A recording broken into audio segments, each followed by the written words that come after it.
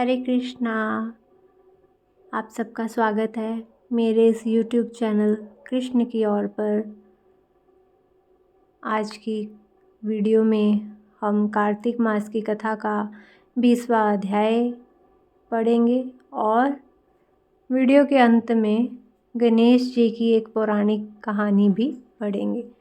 अगर आपको मेरी ये वीडियो अच्छी लगे तो वीडियो को लाइक और शेयर कीजिएगा और मेरे चैनल को सब्सक्राइब कीजिएगा। तो आइए कथा शुरू करते हैं। 20वां अध्याय। बोलिए श्री कृष्ण भगवान की जय, कार्तिक मास की जय। तब राजा पृथु ने पूछा, हे देवऋषि, इसके पश्चात युद्ध में क्या हुआ तथा वह दैत्य कैसे मारा गया? कृपा करके उस कथा को मुझसे कहो। नारद जी ने कहा कि जब गिरिजा वहाँ से अदृश्य हो गई और गंधर्वी माया भी विलीन हो गई, तब भगवान वृषध्वज चैतन्य हो गए। उन्होंने लौकिकता व्यक्त करते हुआ बड़ा क्रोध किया और फिर भगवान शंकर जलंधर से युद्ध करने लगे।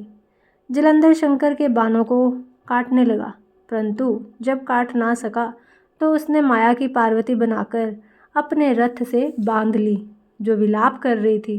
तब अपनी प्रिय पार्वती को इस तरह कष्ट में पड़ा देख के लौकिक लीला दिखाते हुए शंकर जी संसारिक जनों की तरह व्याकुल हो गए और उन्होंने अग्निपुंज की तरह भयानक रौद्र रूप धारण किया। उनके रौद्र रूप को देखकर कोई भी दैत्य उनके सामने खड़ा होने में समर्थ ना हो सका। यहाँ तक कि शुंभ निशुंभ भी युद्ध में स्थित होने को समर्थ ना हो सके। जलंधर की सारी माया क्षण भर में नष्ट हो गई। युद्ध में चारों ओर हाहाकार होने लगा। शिवजी ने उन भागते शुंभ निशुंभ को श्राप देकर बड़ी धिक्कार दी और कहा, तुम दोनों बड़े दुष्ट हो। तुमने मेरा बड़ा अपराध किया है। तुम पार्वती को मारते थे और अब युद्ध से भागते हो।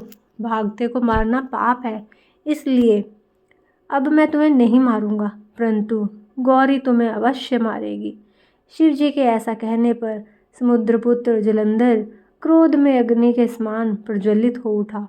उसने शिवजी पर घोर बाण वर्षा करके धरती पर अंधकार कर दिया।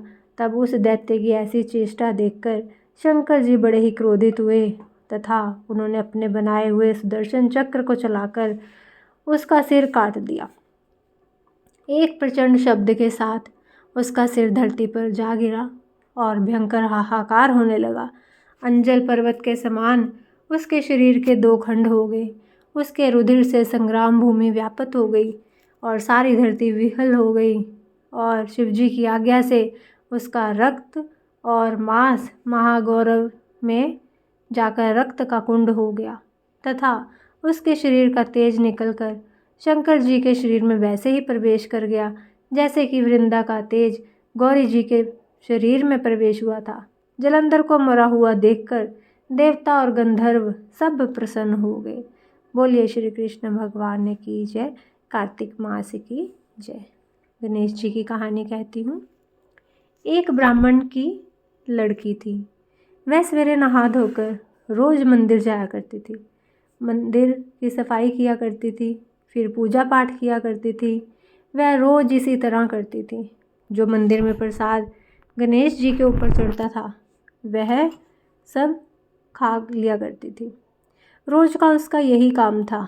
एक बार गणेश जी ने सोचा कि यह लड़की तो मेरा रोज़ ही सारा प्रसाद खा लेती है, मुझे तो कुछ भी नहीं मिलता।